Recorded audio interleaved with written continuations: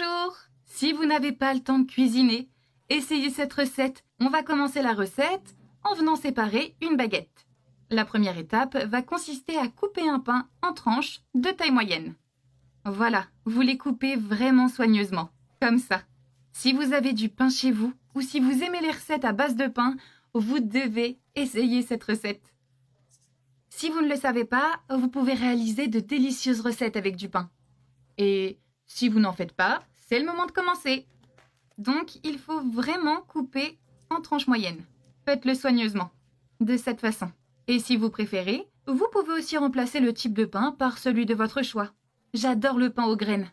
La prochaine étape, ça consiste à mettre de côté les tranches de pain et à les mettre dans une poêle avec du beurre.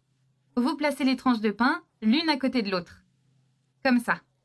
Et vous répétez cette étape jusqu'à ce que votre poêle soit couverte. Cette recette est si simple que je suis sûre que vous voudrez la faire beaucoup plus souvent que vous ne le pensez.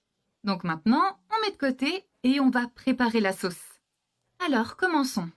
Dans un bol, vous ajoutez 6 œufs. Ensuite, vous prenez une tomate que vous avez coupée en dés. Vous ajoutez également du persil.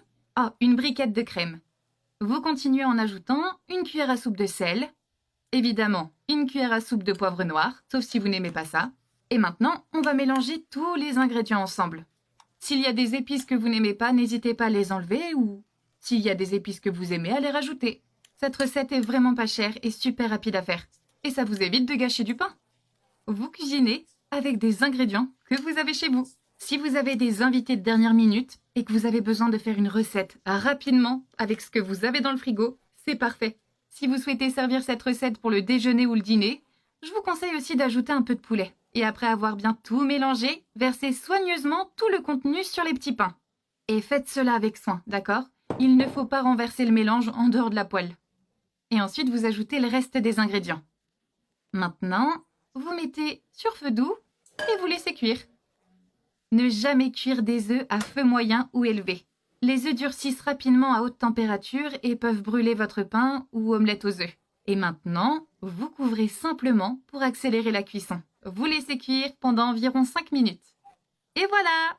Nos œufs aux tomates sont prêts. Vous retirez de la poêle avec l'aide d'une assiette. Ce sera plus simple. Roulement de tambour. Notre recette simple aux œufs et au pain est prête. J'en ai déjà l'eau à la bouche. On essaie? Le goût de ces œufs est parfait. Faites-les chez vous et votre famille les adorera. Servez une belle part généreuse et profitez-en. Bon appétit!